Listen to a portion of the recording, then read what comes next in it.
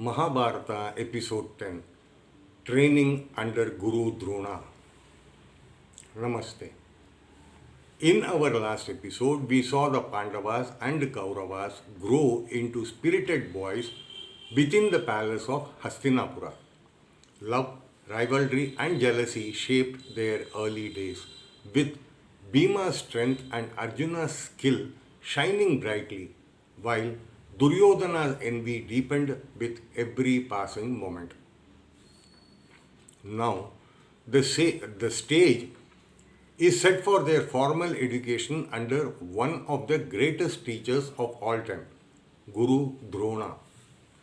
One morning, the grand courtyard of Astinapura buzzed with anticipation.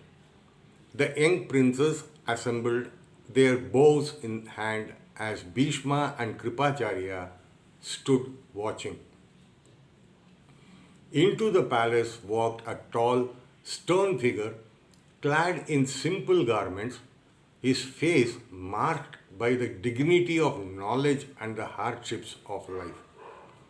This was Dronacharya, son of the sage Bharadvaja, destined to shape the future of the Kuru dynasty. Drona was no ordinary teacher. Though born of great wisdom, he had known poverty and humiliation. Once he had sought help from his childhood friend, King Drupada, but had been insulted and cast aside. That wound remained fresh in his heart, and he had vowed silently that one day fate would give him justice. For now, however, his path lay with the Kuru princes, whom Bhishma entrusted to his care. Gathering the boys before him, Drona spoke firmly. Discipline, devotion, and humility. These are the weapons of a true warrior. If you follow my word, I will make you masters of every art of war. From that day, life changed for the Pandavas and Kauravas. Their days began at dawn with archery practice, swordsmanship, wrestling, and the study of scriptures. They learned to ride horses, tame elephants, and command chariots.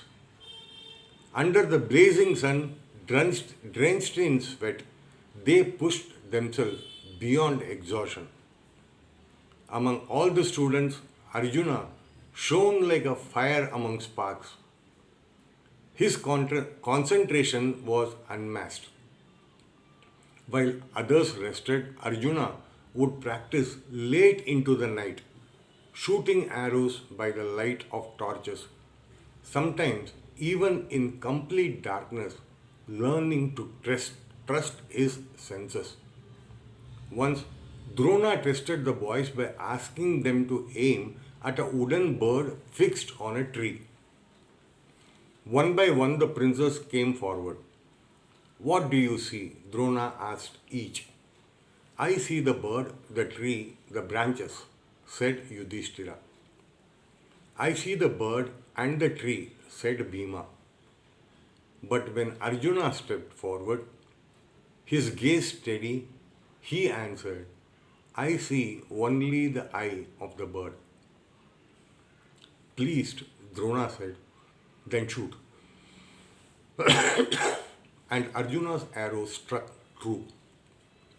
From that day, Drona declared Arjuna his dearest student, promising to make him the greatest archer in the world. This favoritism, though earned, ignited sparks of jealousy in Duryodhana's heart. For he and his brothers, though skilled, could not match Arjuna's mastery. Still, Duryodhana excelled in the use of the mace, trained alongside his brother Dushasana. Bhima took to the mace with ease, and their contest would shake the ground itself. But Drona had not forgotten his humiliation at Drupada's hands. Secretly, he nurtures his own vow of revenge. One day he would send these very princes to capture Drupada, king of Panchala, and bring him to his knees. Thus, even as the boys grew in skill, destiny wove its own plans. The rivalry between the Pandavas and Kauravas only grew fiercer. The sound of clashing weapons filled Hastinapura, but behind these echoes lay seeds of hatred, envy, and destiny that would one day explode into war. Jai Sri Krishna.